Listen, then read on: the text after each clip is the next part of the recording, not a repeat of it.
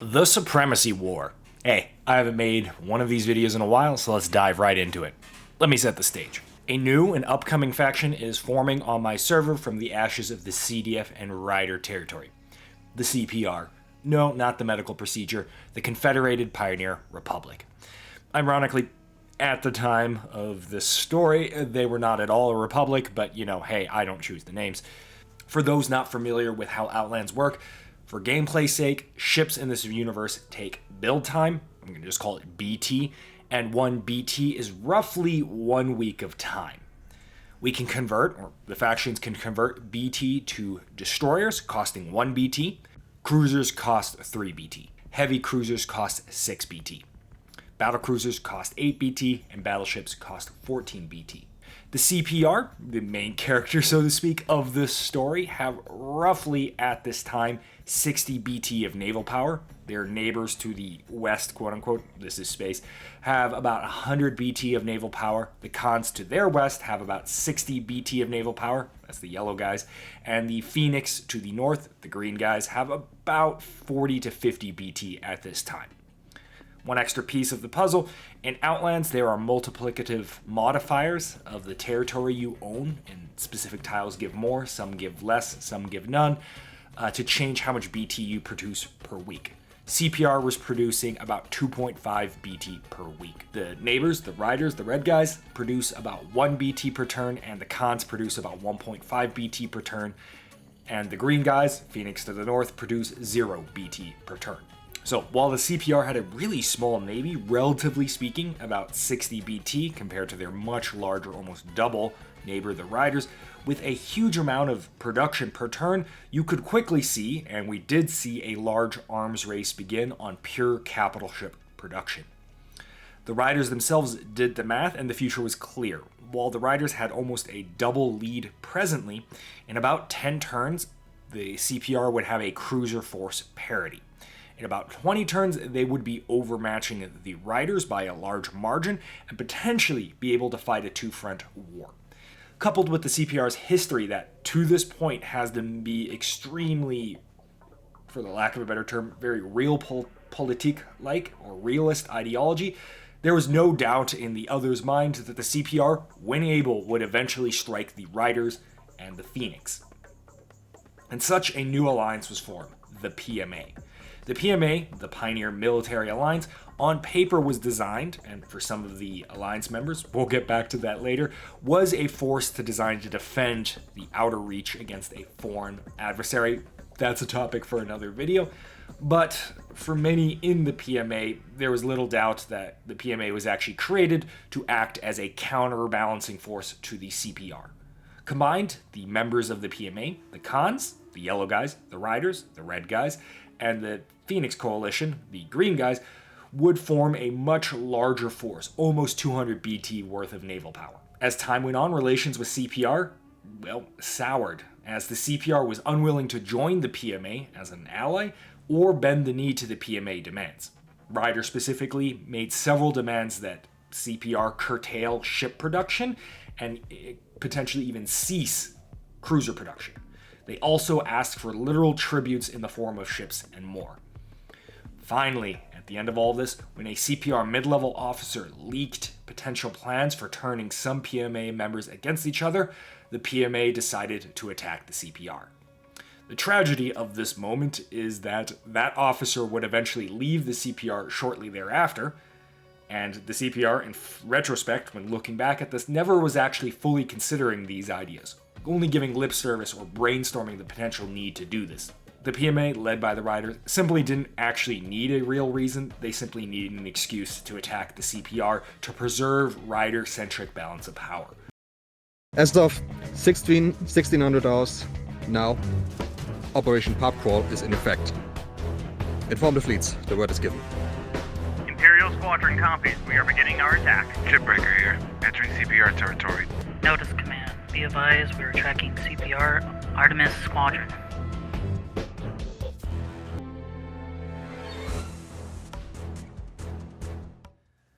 With the just ridiculous disparity of force, 200 BT to around 60 BT, just shy of 60 BT, this war literally should have been done by Christmas. I'm not joking, we were literally fighting during the Christmas time period.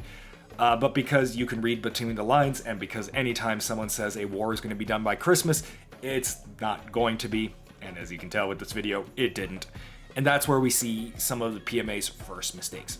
Despite a massive numerical advantage, PMA's opening attacks did not actually have any con forces present because this attack was kind of conceived out of thin air, basically, right? No forces were actually staged for this attack, and only available forces attacked the CPR. Now, there was a significant amount of forces on the CPR border tiles, but the point still stands. Over 50% of PMA forces were not actually in position for the initial strike. Despite missing the second strongest alliance member, the PMA were able to field about 61 BT worth of active combat vessels on the front lines. The CPR, fully on the defensive, were able to commit the majority of their available forces, numbering roughly 47 BT. So, the end result was somewhat similar forces, or not nearly as mismatched, 61 to 47. When you discard the fact that the CPR had a really, frankly, overclassed and overvalued in terms of BT battleship, and the PMA had two modern, fully fledged battleships, the disparity was pretty strong still. Most would say 2 to 1. Regardless of how much you hem and haw what those numbers actually meant, the CPR put up one hell of a fight in this opening stage.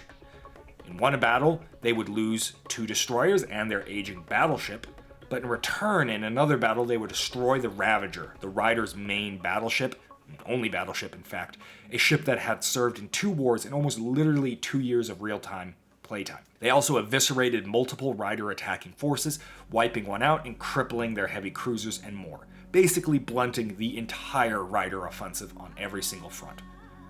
This was looking really bad for the PMA. It's notable to point out during this phase how badly and underperformed their Rider performance was compared to their previous high in the previous war. That was a lot of previous's. Turns out a long period of neglect and sitting on their large navy had done a lot of atrophy to their actual pilot capability, and it's done its toll. Regardless of how it turned out, the first phase of the war was a complete disaster from the PMA, with 0 gains, losing a huge number of vessels. The second phase of the war was marked by regrouping and the entry of both the Khans and the First Fleet in the conflict. The Khan forces finally arrived on tile and began deploying, and the First Fleet similarly joined the CPR and began for deploying their vessels. We were beginning to notice some problems here. CPR had committed close to 90% of their forces in the first defense, and despite low casualties and high successes, they still needed to repair their ships, rearm the ships, and redeploy their ships. The PMA had, with the arrival of the Khan forces, had committed just over 50%. And while this 50% got completely wiped, the Khan forces were now coming into play.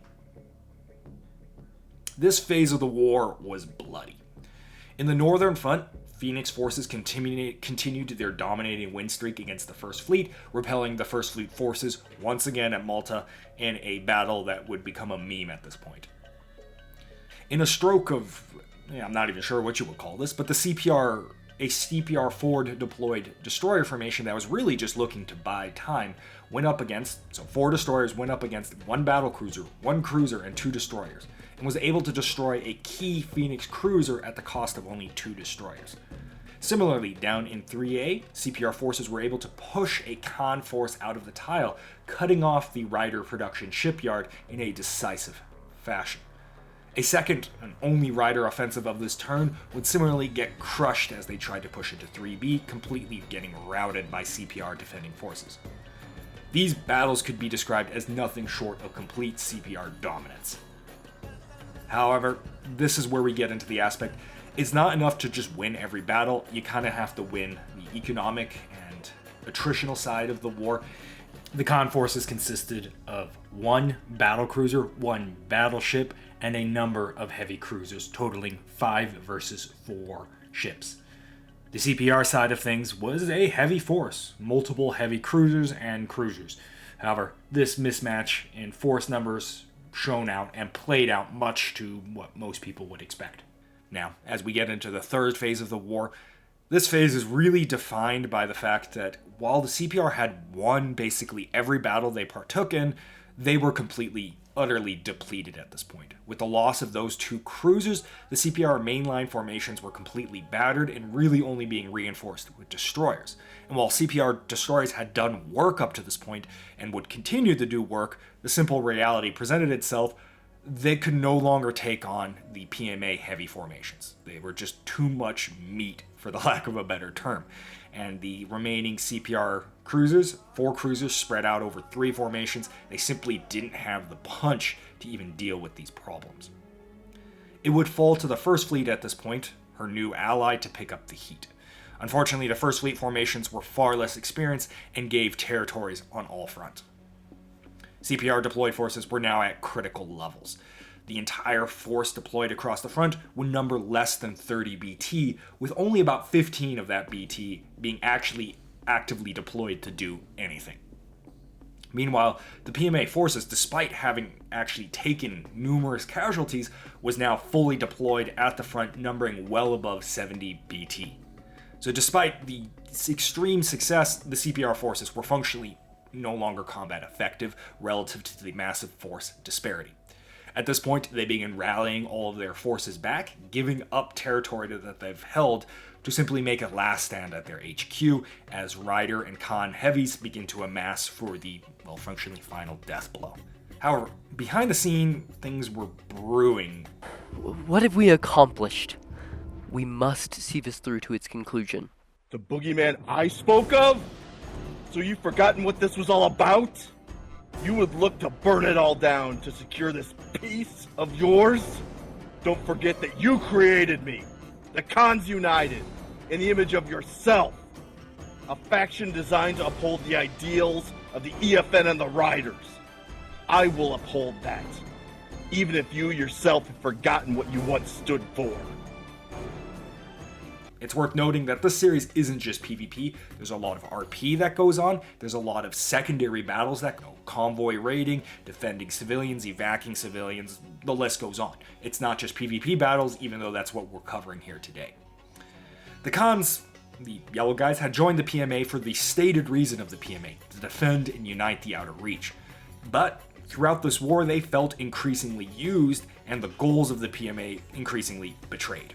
Every time the Khans brought up the fact that this war might not be a justified war, they were basically pushed aside. And at this point, the Phoenix Riders, and Khans to a degree, were committed so much to this war, they had lost so much that they were going to see this through to the end, regardless of any legitimacy in this war. Combined with the fact that the Riders really up to this point were kind of shitting the bed, for the lack of a better term, and the Khans were carrying a large amount of the CPR front on their back, while the Phoenix were mostly focused on the First Fleet. The Khans were starting to realize that they were really fighting the majority of a war that they never really wanted to fight to begin with. This all came to a head with the evacuation of the CPR HQ. The CPR was functionally routed at this point, and they were obviously lining up for a last stand at their HQ, but they were looking to evac all the civilians off of the tile. The Riders, functional leader of this alliance, were willing to evac the civilians, but only through a blockade that would prevent this from happening in time. The Khans firmly put their foot down and said, hey, we want to lift this blockade to allow the civilians out. And there was obviously a lot of fighting between the Riders and the Khans finally put down their foot and said, we're going to do this or else we're going to fight. The Riders acquiesced, and they had a civilian evacuation. It was a very messy, ineffective evacuation on the sides of the PMA, so much so that not many civilians were evacuated, and all of the CPR leadership was able to flee out of the blockade and relocate away from their HQ. This put a serious strain on the Khan-Ryder relationship, with both pointing fingers at each other for who fucked up what. That being said, despite this, a follow-up turn was conducted and very successful. The Riders actually scored their first real win, crippling the rest of CPR space, because once again, remember, most of CPR forces were either retreating or rallying at their HQ inside the blockade. But despite this, the issues caused by that failed evacuation were really beginning to boil to a boiling point. You don't have me for analogies, okay? The Riders' constant demands for Khans to keep the pressure on, and the Khans really just not being interested in this war at this point, caused the Khans to functionally snap. Now, I will link you the reasons here. I'll be real, as a GM, I don't fully see how this would ever play out in reality. Didn't really make sense to me. It seemed like a very aggressive gamble, but here it is. The Khans wanted to bring a decisive end to this war, which they viewed as just completely pointless at this point, despite the CPR being functionally on their deathbed. So they betrayed the riders and attacked them. This is OP3, Yellow Tide. I say again, Yellow Tide. Khan Enclave squadrons are closing. Oh my god, they're pushing through Section 3. Stacking cluster. Matches size and displacement of Shiver Squadron. Confirmation sighted 500 kilometers in closing. All civilian vessels, you are ordered to leave this area immediately. No exceptions. The Khans weren't really configured to fight a protracted war against the Riders, simply just due to how their forces were arranged, but they were positioned right next to the Rider HQ with a partial siege-capable force. Now, they didn't really have enough alone to siege the Rider HQ in normal circumstances, but they were banking on the fact that all of the Rider heavy forces were all the way across the system fighting the CPR. They, with one super heavy formation and one medium formation, was up against two Rider light formations and one medium. When battle was joined, the Rider light formation stalled against the Khan ultra heavy formation, inflicting precisely 0 damage. However, the Rider medium formation was able to square off against the Khan medium formation, in a move that we are now calling Rider Super Saiyan Arc, because they powered up immensely, which happens seemingly every season, 3 seasons in a row now, over 2.5 years.